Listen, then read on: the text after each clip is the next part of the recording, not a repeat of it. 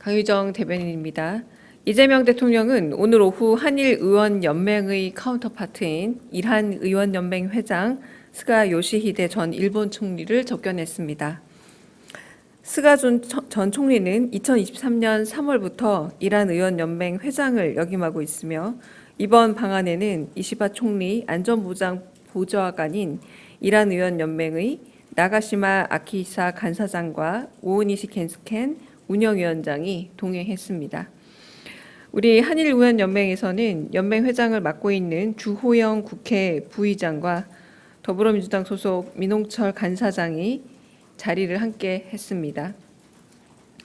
이재명 대통령은 스가 전 총리가 바쁜 국내 정치 일정 중에도 방한해 준 데 사의를 표했고 새 정부 출범 후 일한의원연맹의 첫 방한을 환영했습니다.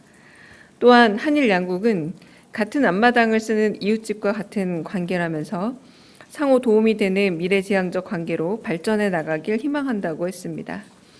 스가 전 총리는 이 대통령의 취임을 축하한 후 일한의원연맹을 비롯한 일본 정계 모두가 국교 정상화 60주년을 맞이하는 뜻깊은 해에 한일 관계가 양국 정상의 리더십 아래 안정적으로 발전하는데 초당적 공감대가 있다며 평가하면서 앞으로도 양국 관계 발전을 위해 일본 국회 차원의 지원을 아끼지 않겠다고 말했습니다.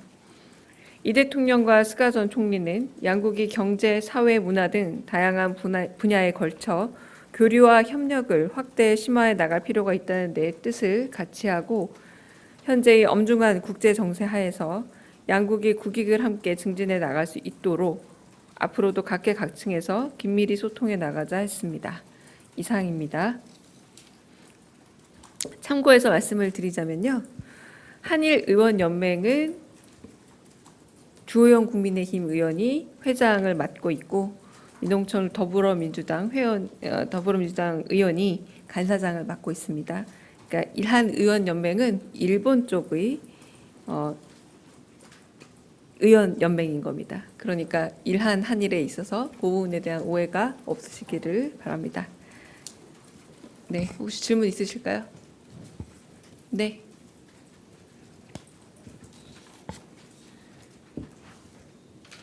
저 TV조선 최민식인데요. 오늘 그 스가 전 총리께서 혹시 관세 협상과 관련해서 좀 팁을 주시거나 조언을 해주신 게 있는지 궁금하고요.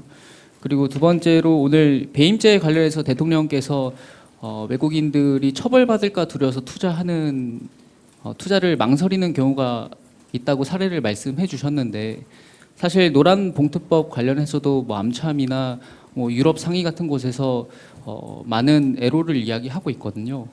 이런 부분에 있어서 정부가 고려를 하고 있는지 궁금합니다. 네, 일단 스가 전 총리지만 이번에 일한의원연맹의 이제 대표 격으로 외교 사절단으로 오신 겁니다. 이제 한국 의원들과의 교류라고 할 수 있겠고요. 일본과의 그래서 셔틀 외교 같은 것들의 복원, 잦은 왕래 같은 것을 이야기했지만 관세 협상을 얘기할 자리도 아니었다라고 말씀드리겠습니다.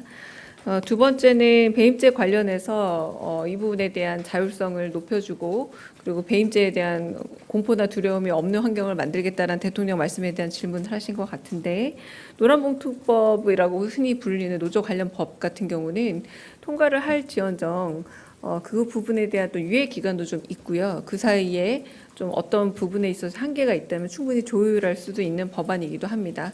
그리고 이 배임죄 관련된 부분은 오히려 공직기관 활력을 제고하고자 했던 며칠 전에 브리핑에서 말씀했듯이 오히려 감사라던가 혹은 혁신 조달 부분에 있어서의 그런 새로운 아이디어들이 되려 여러 가지 불분명한 혹은 불필요한 책임 문제로 위축되는 것에 대한 두려움과 같은 맥락입니다. 스타트업 같은 경우에도 두 번째 스타트업, 그러니까 한 번 실패하더라도 두 번째 재기가 가능하게 해야 된다는 같은 거의 맥락에서 좀 자율성 제고를 위한 방안이라고 보시면 되겠습니다. 다른 질문도 있으실까요? 죄송한데 저 뒤에 먼저 손 들으셔가지고요. 네. 네, 안녕하십니까. 요미우리 황홍재입니다. 혹시 그 셔틀 외교 관련돼 가지고 대통령께서 속히 일본에 와주셨으면 좋겠다는 이런 초청할 수 있는 그런 스가 총리가요? 예. 그런 아. 입장인지는 모르겠습니다만 네네. 그런 말씀이 있으셨는지와 또 하나는 북한 관련돼 가지고 혹시 논의하신 게 있는지 그 마지막으로 한미일 안보 협력 관련돼서 이 인도 태평양 전략 같은 부분에 대한 아마 어려우셨을 그 자리가 아닐 수도 있습니다만 그런 논의가 혹시 있으셨는지 궁금합니다. 네, 제가 비공개 대화 중에 한 일화를 말씀드리자면 원래는 지난해에는 한국에서 축구 대회를 하고 올해는 일본에서 하던 거 이거 좀 바뀔 수도 있습니다. 하여튼 서로 의원들이 축구를 서로 이렇게 하는데 한국의 실력이 월등하다 뭐 이런 얘기가 오가는 자리였습니다. 그러니 관세라던가 뭐 이렇게 조금 혹시 조금 민감할 수 있는 이야기들은 오가지 않고 외교적으로 훈훈한 이야기들이 오간 자리였다라고 보시면 될 듯합니다. 네. 다른 질문도 있을까요? 네. 안녕하세요. 프레시안 박정현입니다. 이 대통령께서 미국, 일본 등에 머무르고 있는 장관들과 화상회의를 관세협상 관련해서 화상회의를 했다는 보도가 나왔는데 회의를 하셨는지 그리고 하셨다면 어떤 내용을 좀 하셨는지 말씀해 주실 수 있는 범위 내에서 부탁드립니다. 네, 제가 알기로 3시 이후부터 화상회의는 있었다는 걸로 알고 있고요. 곧 서면 브리핑 형태로 정책실에서 브리핑이 나올 거니까 좀 기다려 주시면 될 듯합니다. 다른 질문 있으실까요? 네. 네, 대변인님 JTBC 이승환 기자입니다. 오늘 스가 전 총리 만남에서 혹시 이제 셔틀 외교 복원을 지난 한일 정상회담 때 얘기를 하셨다 보니까 대통령께서 방일하는 일정에 대해서 혹시 좀 논의하신 부분이 있는지 궁금합니다. 그런 부분을 이제 구체적으로 말씀하진 않았고요. 셔틀 외교에 대해서 G7에서도 서로 이야기를 나눴고, 그래서 일본의 이시바 총리와도 그런 얘기를 나누고 있지만 현재로서는 얼마 전에 참의원 선거가 좀 마무리되지 않았습니까? 그래서 그런 부분에 있어서 현실적으로 바로 제기하는 데는 조금 어려움이 있더라. 뭐 이런 얘기들은 좀 나누셨습니다. 근데 곧 뭐 복원되거나 이렇게 좀 서로 왕래가 있지 않을까 생각은 들었습니다. 네.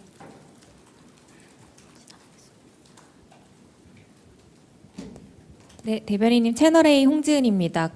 박관천 정책관 내정자는 혹시 어떤 사유 때문에 보직이 변경됐는지 궁금하고요.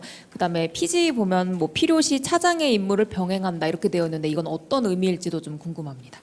제가 안타깝지만 제가 임명 사유 내지는 인사에 관해서 제가 뚜렷이 알고 있지 않아서요. 네, 특히 이제 비서관급 인용에 대해서는 제가 정확하게 사정을 잘 모릅니다. 네, 네, 대답드리기 어렵습니다. 네. 다른 또 질문 있으실까요? 네. 네, 대변인님 KBS 이희연입니다. 관세 협상 관련해서 정책실장님도 좀 설명을 해주셨지만 또 오늘 또 이제 러트닉 상무장관이 우리 정부의 최선의 최종적인 안을 가져오라고 했는데 이에 대해서 또 오늘 대통령실 내에서 이런 제안과 관련해 좀 부정적인 기류가 있었다는 보도도 있었어서 좀 관련해서 좀 설명해 주실 수 있는 부분이 있으면 좀 설명해 주시면 감사하겠습니다.